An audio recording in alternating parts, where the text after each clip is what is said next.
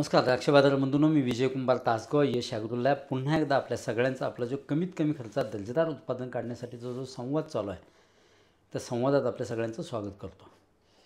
बागायतदार बंधूंनो, आपण सगळ्या विषयावर द्राक्ष बागेच्या संदर्भात चर्चा करत आलो आहे. आज आपण चर्चा करतोय बेदाण्यासाठी जी एक कसा द्यायचा आणि लांब व्हरायटीचा बेदाणा करायचा असेल तर कशी पद्धत असावी, गोल व्हरायटीसाठी बेदाणा करायचा असेल तर कशी पद्धत असावी, ह्या विषयावर मी आपणाशी संवाद साधण्याचा प्रयत्न करतो आहे. बागायतदार बंधूंनो, आपण कमीत कमी खर्चात ऊस उत्पादन आणि कमीत कमी खर्चात डाळिंब उत्पादन ह्या विषयावरसुद्धा आपण संवाद साधण्याचा प्रयत्न इथून पुढच्या काळात करणार आहे. शेतीतला जो एकूणच खर्च आपण करतोय तो कसा कमी करता येईल आणि खर्च कमी करून उत्पादन कसं जास्त येईल ह्या विषयावर आपण काम करतोय.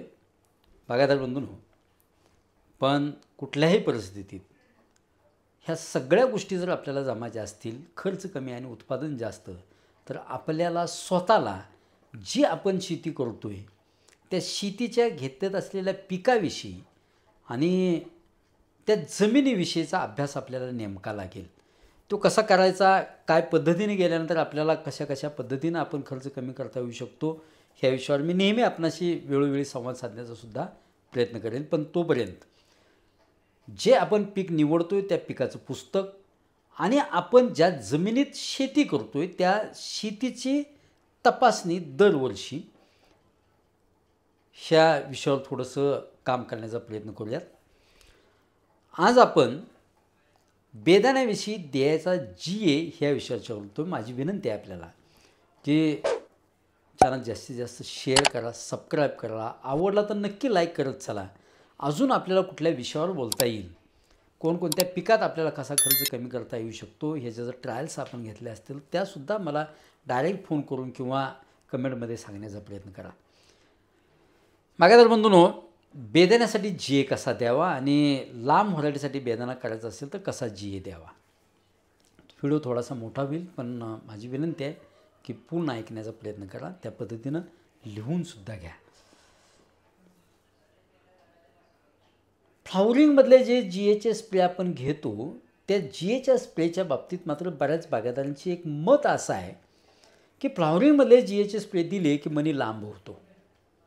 बागायतदार बंधूंनो, एक गोष्ट क्लिअर लक्षात घ्या, फ्लॉवरिंगमधले GAचे स्प्रे सोनाका असेल, थॉम्सन, माणिकचमन असेल, अनुष्का असेल, SSN असेल, ह्या लांब व्हरायटीसाठी फक्त आपण घेतो.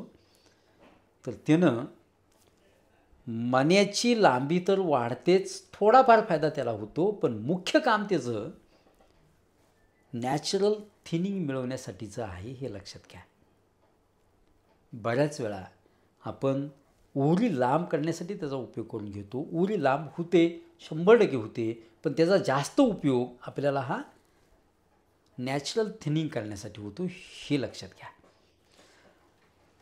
चालेल बागायतदार बंधूंनो, जर लांब व्हरायटीचा आपल्याला बेदाणा करायचा असेल, मनी जर लांब करायचा आपल्याला असेल तर फ्लॉवरिंगमधील GAचे स्प्रे 1 दिवसाआड किंवा 2 दिवसाआड एकदा 10 ppm, एकदा 15 ppm, पुन्हा 10 ppm, पुन्हा 15 ppm हे GAचे स्प्रे मनी सेटिंग होईपर्यंत आपल्याला घ्यायचे आहेत. अजून एक, जर दरम्यानच्या काळात आपल्याला गळ कामापेक्षा जास्त होते असं वाटलं तर फ्लॉवरिंगमधील GAचे स्प्रे कशासाठी का घेणार, म्हणजे मार्केटसाठी घ्या किंवा लांब बेदाणा करायचा आहे म्हणून घ्या, आपल्याला GAचे स्प्रे बंद करायचे आहेत.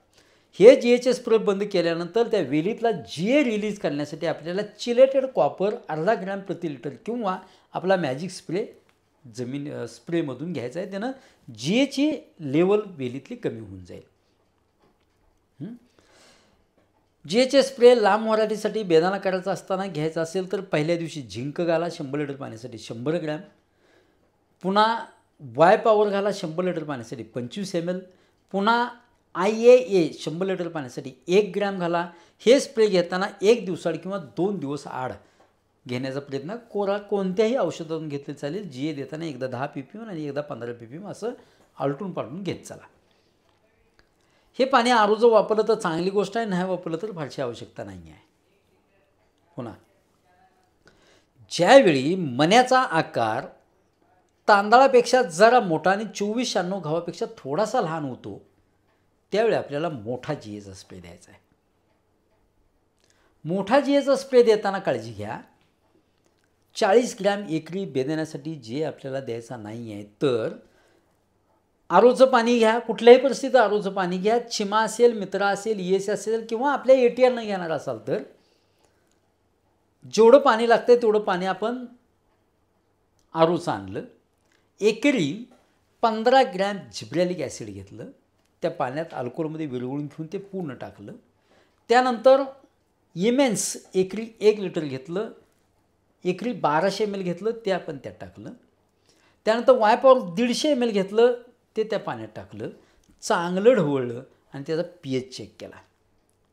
त्यानंतर मग आपण काय करायचं आहे, विनीन 100 लिटर पाण्यासाठी 200 ml किंवा 150 ml जेवढं लागेल तेवढंच पाण्याचा pH 5 ते 5.25 येईल. इथंपर्यंतच फक्त आपल्याला शेवटी त्यात जे बूस्टर टाकायचं आहे, कोणत्याही कंपनीचा असू द्या. आणि मग अशी फवारणी आपल्याला द्यायची. यात डायमोड नाही, यात सुपरशक्ती नाही, यात कुठलंही एक्स्ट्रा PGR अजिबात द्यायचं नाही आहे. असा आपण स्प्रे घेतला. स्प्रे घेतानाची वेळ संध्याकाळी 5, 6, 7च्या पुढं, म्हणजे संध्याकाळी 4, 5 वाजता, 6 वाजता, 7 वाजता, 8 वाजता. दव जोपर्यंत पडत नाही तोपर्यंत, दव पडायला चालू झालं तर मात्र GAची फवारणी घ्यायची नाही. अशा पद्धतीनं आपण लांब मोराडीसाठी बेदाण्याचा GA दिला. त्यानंतर मण्याचा आकार 70 दिवसाच्या दरम्यान किमान 10 ते 11 mm आपल्याला जाडी त्याची मिळाली पाहिजे. जर मिळाली नाही तर इथं आपण पुन्हा 15 ppm ते 20 ppm GAची फवारणी प्लेन देतो आहे, कोणतेही PGR न घालता. त्यानंतर मण्याची जाडी बेदाण्यासाठी आपल्याला 85 ते 90 दिवसांच्या दरम्यान माल ज्यावेळी पडायला चालू होतो त्यावेळी 20 ते 25 ते 30% माल मऊ पडला की किमान 13 ते 14 mm आपल्याला मिळाली पाहिजे. तेवढी जर मिळाली नसेल तर आपल्याला पुन्हा एकरी 15 ग्रॅम GA आणि इमेन्स 1 लिटर एकत्र करायचं. मगाशी सांगितलं त्या पद्धतीनेच आरूचं पाणी, GAची मात्रा, पुन्हा pH चेक करायचा, विनीन तेवढं टाकायचं आणि असा प्लेन फवारणी करून घ्यायची. हा झाला लांब बेदाणा करण्यासाठीचा संवाद. बागायतदार बंधूंनो, गोल व्हरायटीसाठीचा बेदाण्याचा संवाद कसा असावा ही वेगळ्या व्हिडिओमध्ये मी आपल्याशी नक्की सांगण्याचा प्रयत्न करेन. बागायतदार बंधूंनो, पण कमीत कमी खर्चात दर्जेदार उत्पादन करण्यासाठीचा प्रयत्न करा. धन्यवाद.